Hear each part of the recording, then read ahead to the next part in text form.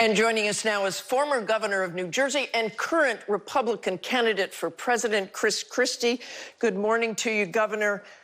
I want you to rate your own performance on Wednesday night. Looking back on it now, is there anything you would have done differently? Not really, Martha. I mean, I think that, I answered the questions as I always do, really directly, looked into the camera and spoke to the audience at home and told them the truth. And the truth is that, we can't have a convicted felon as our nominee for president and expect we're going to win. And it was really the most amazing part of the debate to me was the idea that, the majority of my competitors believe that you can have a convicted felon as our nominee for president and that they'd support that and that he could win. I think that's an impossibility. And I think what it'll mean for folks across the country is 4 more years of Joe Biden. And for Republican primary voters, they have to think about what that'll mean. Potentially a packed Supreme Court, potentially the elimination of the filibuster, and a lot more. So what's at stake here is we need to nominate someone who's proven that they can beat Democratic incumbents. And I was the only one on that stage that's ever done that, and I'll beat Joe Biden if I get the nomination. On the felony and the possible felony conviction, I talked to a lot of voters down south this week and a lot of officials who just don't think it matters, that it just canceled out with Hunter Biden. They don't seem to care. Well, look, Hunter Biden's not on the ballot. And you know that I predicted weeks before the Hunter Biden plea was rejected that it would be rejected because it was a completely one-sided plea deal in favor of Hunter Biden. Now he's going to face the same type of trial that Donald Trump's going to face. And here's the interesting part. Some of those voters who say that say the Hunter Biden thing matters, but Donald Trump's doesn't. That's just wishful thinking. The fact is that the 2 people who would be on the ballot if we nominated Donald Trump will be Donald Trump and Joe Biden, not Hunter Biden.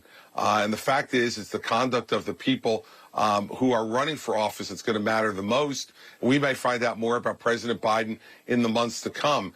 But the fact is, right now, Donald Trump is out on bail in 4 different jurisdictions in this country. Governor, I want to go. That is not going to be the main thing.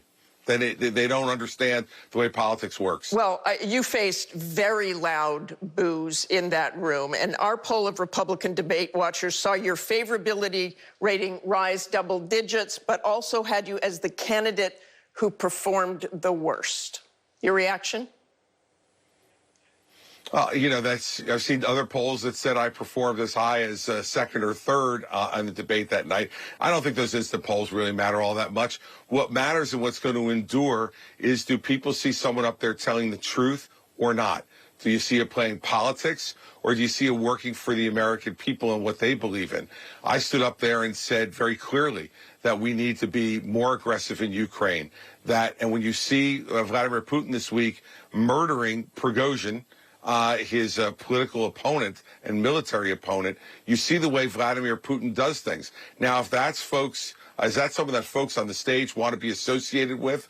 They're going to be judged on that. I want to stand with the free people of Ukraine because this is a fight against China. This is a proxy war against China. China is funding Russia, Martha, as you know, to prosecute this war. And we need to stand up against China in every corner of the world right now to send them a very clear message that, if they try to get aggressive themselves, the juice is not going to be worth the squeeze. Governor, I know you want to stage who are ambiguous. I know you want to stick to the issues, and you talked about the issues a lot, and so did others, but you predicted Trump would be on the debate stage this week. He was not. He didn't seem to suffer from that. Do you have any reason to believe he'll show up for the next one or any in the future?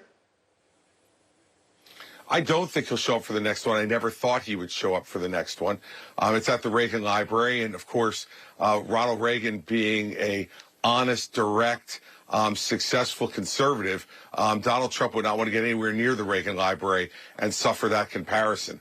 But we'll see if he shows up for debate number 3 in Alabama. I think that one is much more likely that he'll show up.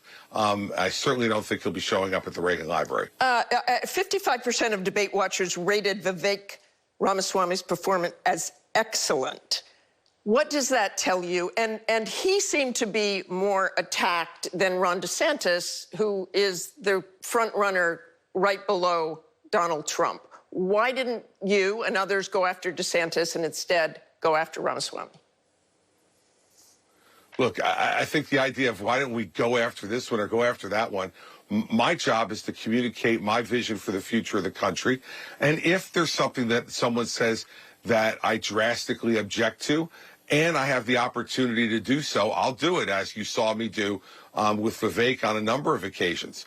Governor DeSantis's answers that night, while some of them I disagreed with, I didn't think it rose to the level of having to get in a back and forth with him in the first debate in August of 2023. Here's one thing two things actually I'm happy to predict for you, Martha. Number one is that whatever happens in debate number one will not be determinative of the Iowa caucus or the New Hampshire primary. And number two is, I heard you say earlier, if the election were held today, I guarantee you it will not be. And so we're going to have a lot of campaign to continue. We're now sitting firmly in second place in New Hampshire. That's where my focus is, because this is not a national primary. It's a state-by-state primary, as you know. And we're going to focus our efforts in New Hampshire and in South Carolina and attempt to win those primaries as we get to them in January and February of 2024. Okay, thanks very much for joining us this morning, Governor. Thanks for having me, Martha. I appreciate it.